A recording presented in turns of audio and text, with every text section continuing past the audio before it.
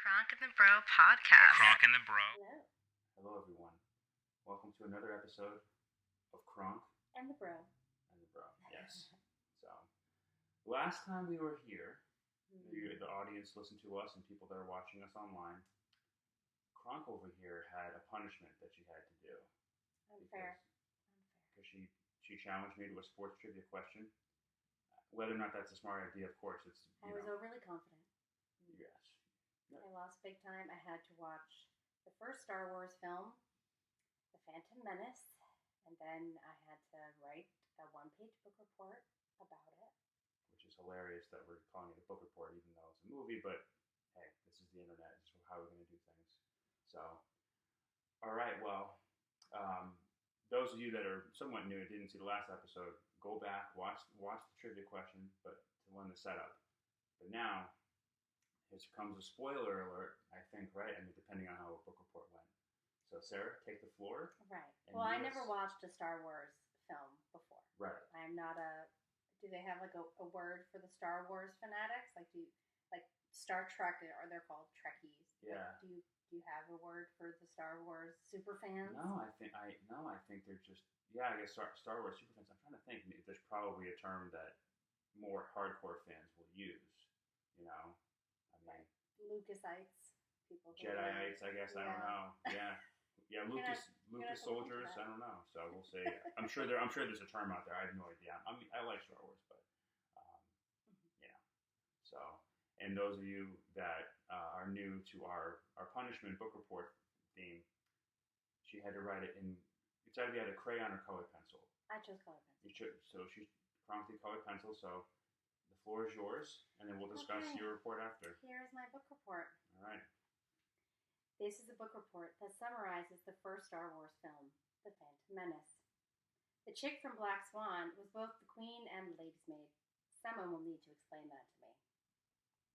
Also, that little blue-eyed kid, Anakin, was taken from his mother.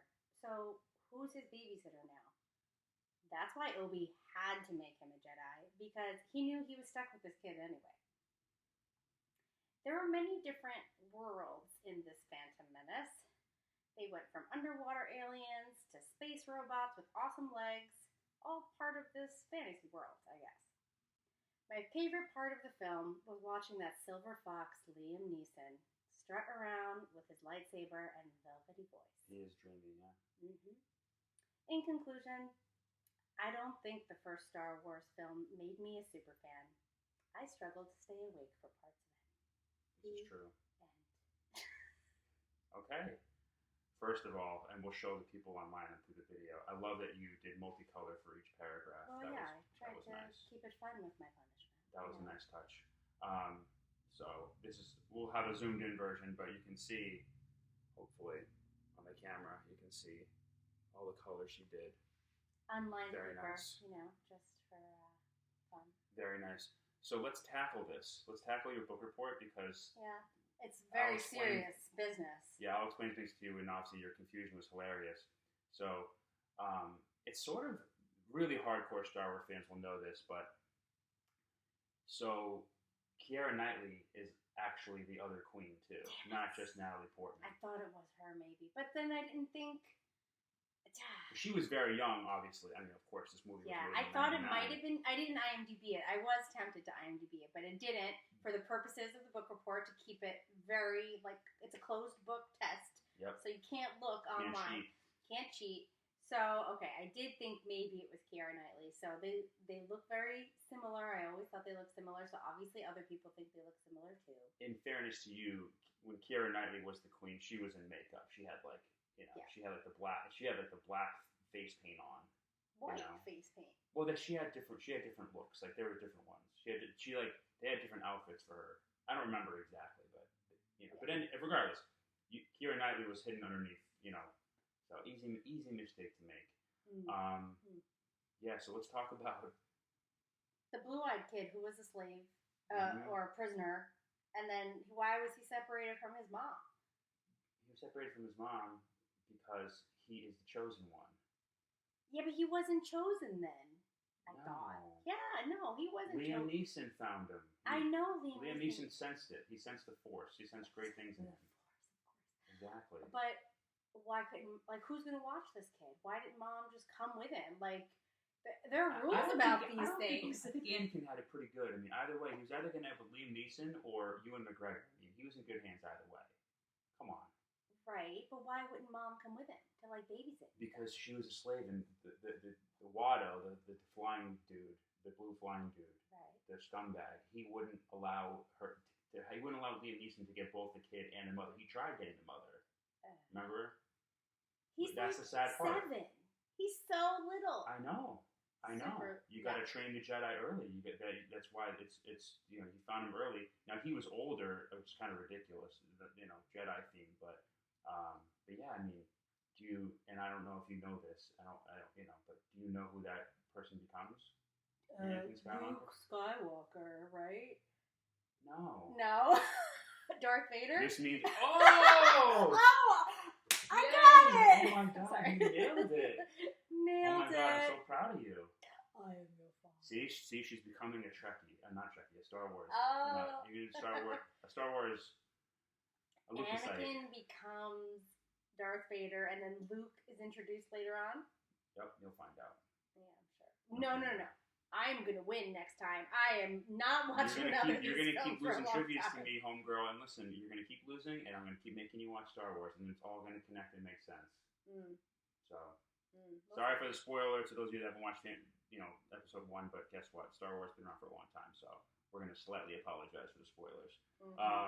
Okay, so, yeah, Liam Neeson, excuse me, he was the man. Silver Fox. Thank God for him. I think I really would have fallen asleep if it wasn't for him. Well, he fell asleep anyway. Hey. You fell asleep like 4 or 5 times. Well, you nudged me, so I woke back up to resume my punishment. We forgot to mention that you pulled a fast one on me. You made it be no phones. No phones allowed. No phones for my punishment. You never said that in the rules. Never. I mean, that's not that the I would rules have going forward. overly looked at my phone anyway. I don't do that during movies. You gotta pay attention because you miss some details. It's a 1-page book report. It's a brief summary. What do you mean I miss details? Get out of here with that. Well, anyways, this is amazing. It's a 2-hour and 16-minute movie. I know. It was a pretty good one. I mean, there are a lot of parts I didn't like, but we watched it late. So we watched it late at night. That's true. Well, it's just par for the course. Yeah. So yeah, why the underwater aliens, the space aliens, robots, the dude with the rabbit ears, or the chick with Jar Jar Binks? Yeah, he was kind of he was like a character for the kids. He was definitely he's a goofball. He talked weird. How they're able to like go underwater straight into space. I mean, I guess it's all part of the world he's creating, but I thought it was kind of cool how they did the underwater city, but that's Star Wars. There's planets everywhere. They're able to go different planets. Seamlessly, like they can get from underwater to space in like 4 minutes. They have lightsabers. It's pretty amazing. They can, they've got some cool technology. Stop it! Come on, it's iconic. It is iconic. No, come on, Liam Neeson was a dreamboat. He is a dreamboat. Of course he is. Yeah, thank God for him. Yeah. Ewan McGregor with his like man bun 2 decades early or whatever. His little that was weird too. They had the little man bun like behind. Little tiny ponytail. Like they buzz their head. It's kind of like not like a buzz, but it's like a little gel and there's like a little bun. It's like it's like a mullet that's like a few inches higher. Yeah. Little guy. Space mullet. And then Anakin had the same haircut at the end. They cut his hair. With little. They made him look like Ewan McGregor at the very end of the movie. Because he's the Jedi now. He's gonna be a Jedi. Well, I mean, obviously, he becomes. But Liam Neeson was right. He was. I mean, again, that's part of the story. He recruits him.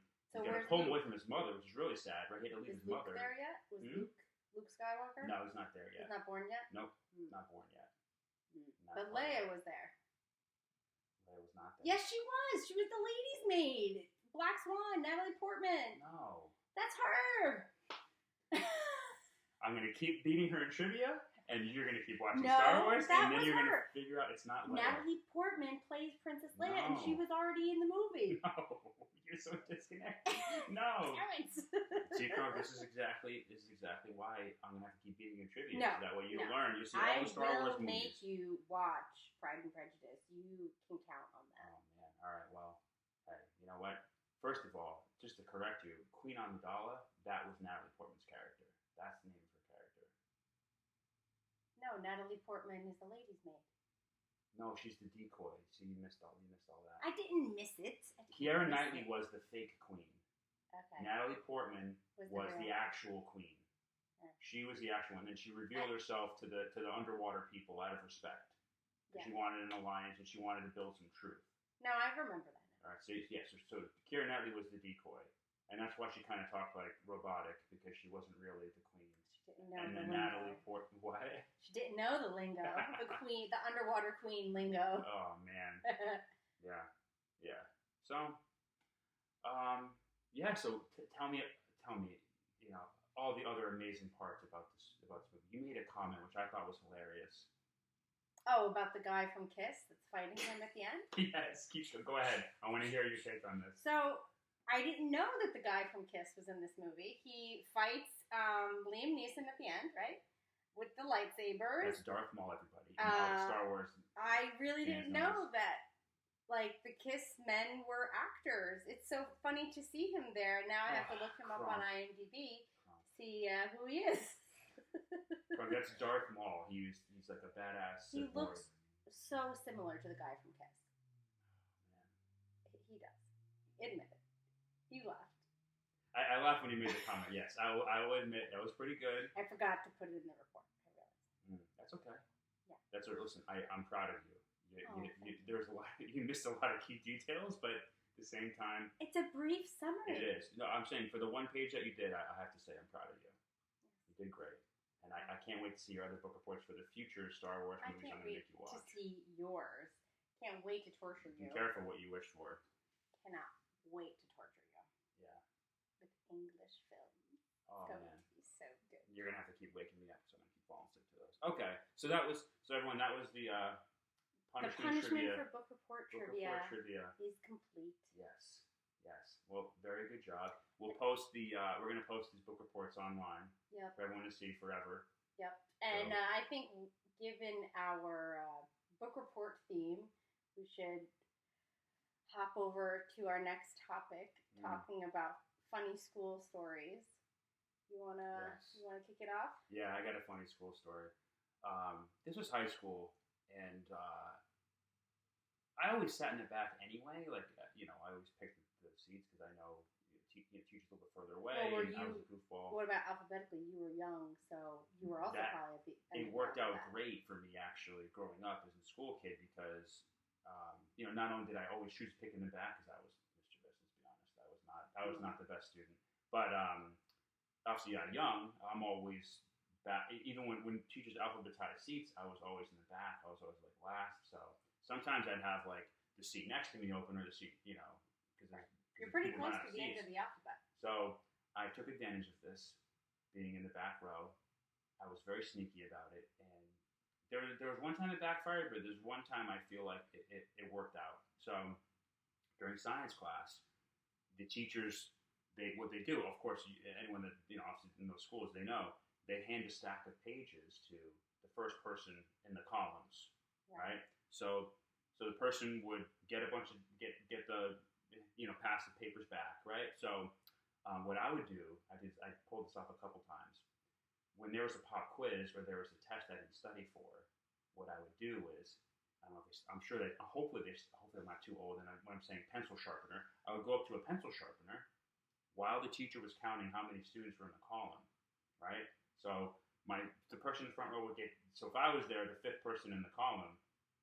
If I was with a pencil sharpener and the teacher saw there was only 4 people in the column, he'd only hand out 4. And it was funny because my one friend sat in front of me in science class, and there's a pop quiz. I go to the pencil sharpener. Teacher counts 4 people in the row. Okay. He only passes out 4 quizzes. My friend turns around. He sees that I don't have a test, or I don't have a quiz. And he's like, "You don't have a quiz?" I go, "Nope." And I hid behind him, and I didn't take the quiz, and I didn't take the test at all. You're right? naughty. You're very naughty. Sneaky. Very sneaky. The other thing too was that I was also marked as being there, attendance-wise. So the teacher, when he was passing quizzes back, said, "Patrick, I don't know what happened to your quiz. Don't know what happened. I don't know what happened to your quiz." And I I go, well, yeah, and he goes, yeah, I know. The teacher's like, oh, I know you were here. I'm like, yeah, I was here. That's weird. I'm like, what happened? What happened? It must have fallen out of the pile. And of course, I flipped it back on my teacher. You know, I mean, I wasn't a jerk about it because I knew I was being sneaky, but you know, that was still a sneaky move. And I was like, oh, well, what happened? Like, did you lose my quiz? Like, how dare you? How dare you lose my science quiz? Oh my god! But this, like, you couldn't pull this multiple times per teacher. No, I think one time, one time the teacher stood up because the key is the teachers. Some teachers will walk around. If there's a teacher like that, eventually they're going to see like you don't have a paper on your desk. You're screwed then. But I think what happens is these teachers they pass out their quizzes and they just sit back in their chair and they read their book and they're totally distracted. I pulled this off a couple times. Now, grading wise, it might have hurt me. I mean, it probably helped me sometimes because of like, you know, I wasn't a great student. So if they gave you like a 70 as an omit 70 or something like that versus like just give me a 0 for it, who knows? They would give you a 70 if they couldn't find your quiz? Well, I'm just saying, like, if they felt, maybe they felt bad because I didn't have to retake some of them. 70 is a pretty low number, like, to honor you. Well, I mean, if I took that science quiz, I'd probably get a 50. So a 70, my scheme would work perfectly. But you couldn't pull it off, like, multiple times. It was sort of like a one-trick pony per teacher. I think I pulled it off twice with my science teacher. I think I pulled it off twice. There was another time where I think one of my teachers caught me not having a test, and they just handed me one. I was like, oh, okay. See? One time then they're really on to you. Yeah, so. If they see you at your desk, what, like doodling? I just thought it was an innovative scheme to get out of having to take a quiz. Yeah. Because they got you down for attendance, but they didn't get you. They lost you. The quiz got lost. You know, I was sneaky. I'll give you that. So that was my sneaky story. Hopefully, your kids at home don't pull that off and don't try it. But if you do pull it off, respect. They like alternate the quizzes for the people next to you. So like the person next to you has a different quiz than you. They probably do stuff like on computers now. I mean, especially with like remote learning and stuff too. Like, I don't think you could ever get away with that now. That's very late 90s, early 2000s. It's a good getaway scheme. plan. It's a good scheme if like you don't know the subject at all and like you need like an omit, grade. You know, if they omit that from your grading for the semester, I think it's a good scheme. If you know your stuff, it's not smart because then you can get a better grade. 70 is low. 70 is low for it. You should at least be be able to retake it. Or like a B, I think, is an average grade. Like 80s. If that's the thing, if I just studied, I probably could have gotten a B. Because like 70 is kind of low for we're giving you a 70. But it's better than me if I actually tried taking that quiz, I would have gotten like a 50. I probably would have flunked it. Yeah. So for me, if I get a 70, I get a C on it. I net, whatever. And that I'm using 70 as like if they omit the quiz, like what it, versus like me taking it and getting a 50, which I probably would have gotten. I just would not do a formula, so I had to life hack it. So that's my science cool story. I guess in chemistry there's formulas. Yeah, and then some other science concepts maybe I didn't understand or whatever, but yeah. So I was sneaky. Cool. Very much so. I never heard anyone else do that before, so I'm gonna call the pencil sharpener distraction. That's me. I invented it. I haven't heard from anybody else. I know I invented it, so I'm an innovator. That's the way it is. Oh yeah, definitely. Innovative cheating. That's right. So you got a school story? I do, similar to your test taking theme over here. So also freshman English class. The teacher was very nice, but she was a little bit oblivious, I'd say. And I have always been a notorious procrastinator.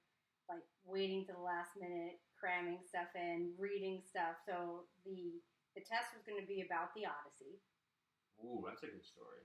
Yeah, it is good, but it's long and it's very dense, and still getting into sort of the the genre of it. So I had a really hard time getting through it. I didn't even finish it for the test. So that girl, you. I know. So in our friendship group, there were like 3 of us, and one of the girls, Elena, was always very studious.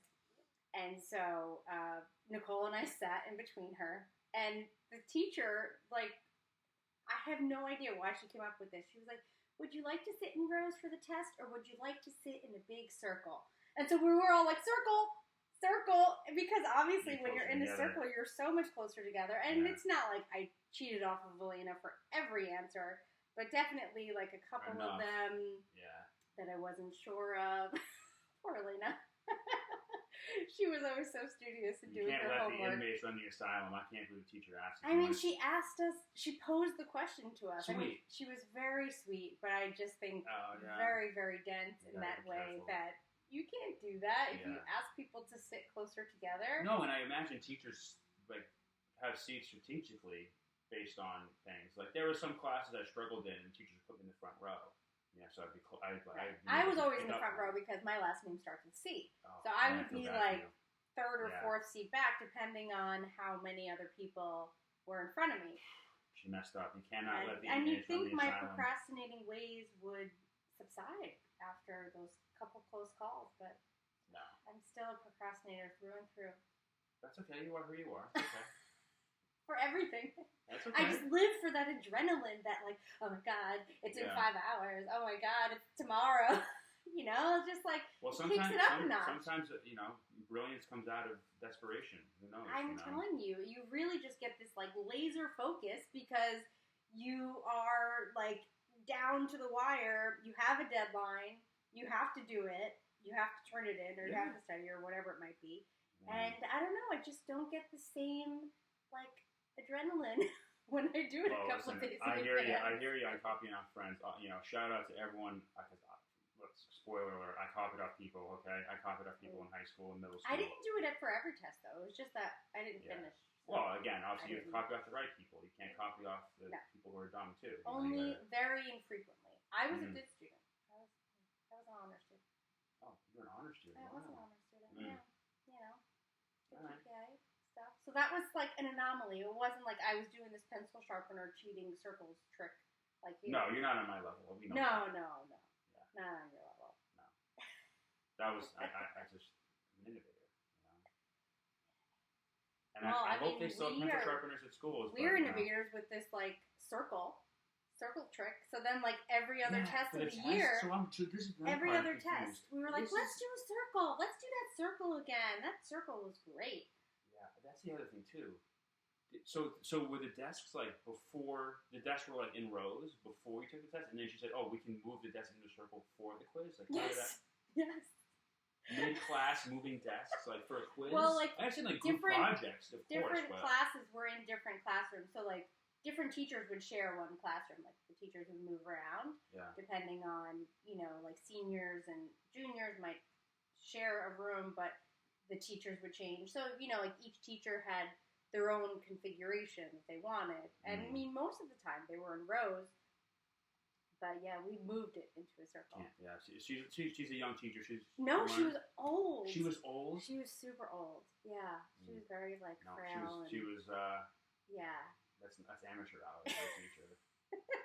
You can't let the funny too control because how when the desks we had her arranged. freshman and sophomore year, and then when we got to junior year, we had a different English teacher, and that teacher realized, like, wow, you really don't know anything. Like, what did she teach you? Oh my gosh. Well, anything? That's all my teachers said about like, me anyway. Easy breezy. That's so funny. All right. Well, we have one more game to introduce. Yes, we're gonna spare Cronk for her embarrassment. No more Trivia. punishments. This is not a punishment game, please. It's just for fun. So, we have dubbed this game Stump the Cronk and Stump the Bro. Our stump game. Stump. And essentially the premise of the game is we will each give each other one word, one obscure term or urban dictionary, something that's specific to maybe what a bro might know, or something that only the girls would know. And I want to test your knowledge to see if you know what it is. All right. Okay. And we get one shot. Yeah, so we each have one term to throw at each other to see if we can figure it out. Correct. So, ladies first. Oh, ladies first. Okay, Patrick. My word for you is diaphragm. Oh, shit. Diaphragm. Oh, I've heard this a million times, too. Oh, the internet's going to blast me for this one. Oh, my God.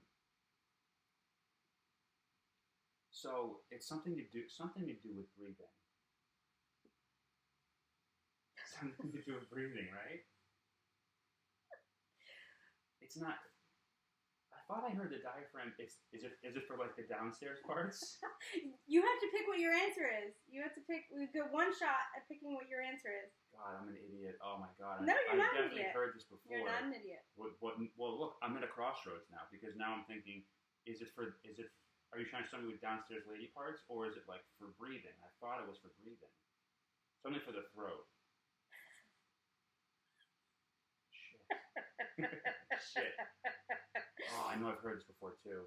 The embarrassing thing is, I probably looked up on Wikipedia too and found all the details. Oh, but hope clearly I you haven't retained it. I haven't retained it. Who knows? I was probably wasted when I looked it up. Who knows? Looking up diaphragms when wasted. Man, I'm gonna look up. I looked up later, but all right for now. Okay. What is your final answer? My final. And so obviously for this game, we get like 2 sentences to explain our answer to see if we're accurate, right? It's not like an A or B answer. Like how? No, it's just you pick one answer. I pick one answer. So you have to decide. I'm gonna go with a part of your throat that helps you breathe. That's what I'm going with. And by the look at your face, by the look at your face and your continuous laughter, I'm way off. So this was a little bit of a trick question because the diaphragm that you're referring to has to do with breathing. It's not in your throat. This isn't the one I'm referring to, by the way. It's a muscle in your stomach that does help you breathe. Like, singers and actors and people utilize it. Oh, it's like sort of right above your pelvic floor. That you do use it for breathing, but it's not in your throat. But that wasn't the diaphragm I was referring to. That's also called the diaphragm. So, sorry, trick question. The diaphragm that I'm referring to does go in the lady part. Oh! It's essentially like a silicone ring that goes all the way up there. Up the vajayjay? Up the vajayjay, and it covers it. So, it's another form of birth control. Like, instead of other forms of birth, essentially it's like a door close. It shuts the cervix. Access to the cervix, so hopefully the sperm doesn't get up there. I wouldn't say it's like 100% accurate, but maybe it's like an option for people who are, some people who prefer. All right, so I wasn't like. It was a trick question. It was a trick question, and I almost had both parts. I just love it. You thought it was in your throat. Well, because I was like, I know it's for breathing, and I forget about the lungs and other. You were close. You were like on the right track. You thought maybe it was for, the vajayjay. So, good job. All right. You still lost, but I don't get partial credit. No, because you thought it was in your throat. All right, fair enough. All right, that's fine. That's fine. Partial credit. In your throat. Okay, that's fine. Okay. What do you got for me? All right, Cronk. What are you gonna stump me with? Man, since we know of your weakness for sports trivia. I'm gonna reach down for a term, it's a football term. Okay. Corner blitz. And I already gave you a sports hint too, so it's called corner blitz. What do you think that is? Corner blitz. Okay. Is it when one of the players on the team tries to score, pretends he's going into the end zone and he's going to catch the ball, but it's thrown to someone else? So that's like the corner of the end zone? Is that your final answer? Or is it, maybe it's a kicking thing? Maybe it's a kick that you do in the corner to get in the end zone? Or maybe it's a running thing. Because you're running to the corner. I'm trying to read your face, your purple face right now. Okay. No. I'm going to go with, it has to do something with running into the end zone. Final answer? You're at like the line that's close to the end zone, whatever that's called. The goal line. You're at the goal line, and you're trying to score, so that's the corner blitz. Final answer? Yeah, it's my final answer. All right, you're way off. Oh! But it's hilarious. You covered 2 phases of the game out of the 3 important phases. Right.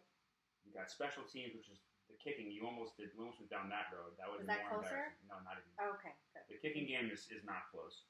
I mean, I'll explain it, and technically the thing could work for a kick, but it would be on the defensive side. So special teams you covered offense, which I'm proud of you. You got those two parts, but you were way off because the corner blitz is a defensive play. Okay. Defensive.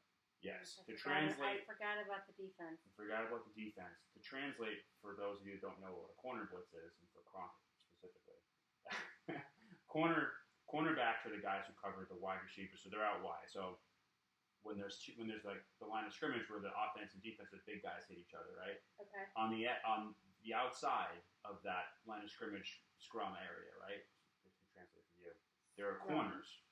Not scrum, just like the line of scrimmage battle. Right? Where they hike the ball and the big guys hit each other. The corners are on the side, so it's like, obviously the corners of the formation. Instead of covering the receiver, when a team calls a corner blitz, they'll stop covering the wide receiver. They'll fit you out. You got kind of it with the decoy aspect. You almost had it. Oh, okay. They on the right track. When they first line up before the ball snap, they make it look like they're going to be covering the receiver or tight end, whoever's going off for a pass. But instead of covering, they'll go rush the quarterback. So they'll send an extra guy. A blitz is obviously football. It's a gamble of, sending an extra guy. Okay. So corner blitz, instead of going to cover, running, you see them, they run backwards, try to get the guy who's trying to catch a ball. They'll book it to the quarterback, and that's called a corner blitz. That's a very general term. It can get more specific, get more narrowed down, but. All right. But yeah. Now, in fairness to you, even though you had the side wrong, corner blitzes technically happen on special teams because they usually get the smaller athletic corner guys, and they'll run at the corner and try to block a punt or potentially a field goal attempt. Okay. But it's not a corner blitz. It's technically like a guy who might play corner happens to be on special teams going in for a field goal block or a punt block. Okay. But you were way off. Way off with my football terminology. I have to. I mean, again, I know we both got our answers wrong, but I'm gonna have to take credit for having a more accurate answer because I almost got the trick question split. No. I almost got both. Pat, you said it was in your throat. All right, yeah. If you had just said it's for breathing, I would have given you partial credit because it is for breathing. But you shouldn't have said where it was. You should have. All right, that's true. You said it was in your throat. I can't give you partial credit. I almost got the vajuge and I almost got the breathing part. I almost got both. Both of the trick questions. Vajuge was not your final answer. That's true. All right, fine. All right, okay. All right, so we both failed. We both stumped. Got stumped. Both got stumped. All right. Until next time. Good job. Good stump. We stumped each other today. I think we'll sign off there. Yeah, and guys, I wanted to expose this to those of you watching right now. The glorious fro. You've seen me wear the hat covering it up, but I wanted to, uncover it for right now. We're gonna send the fro along to greener pastures. So, everyone enjoy the fro. I know I did, but it's time. It's out of control. No one's forcing you. I know, but your I think decision. it's time. I think it's time, and it'll grow back. It'll grow back. It will. So it'll be back. Yeah. All right, everybody. Well, I am Patrick Young, the bro. I am Cronk, Sarah Cronk, and thanks for listening. Catch you next time. Take care. Bye. Cronk and the Bro is produced in partnership by House of Cronk and Young Hall. This episode is edited and mixed by Sarah Cronk. If you like what you heard, please subscribe and follow us on social media at Cronk and the Bro. Thanks for listening.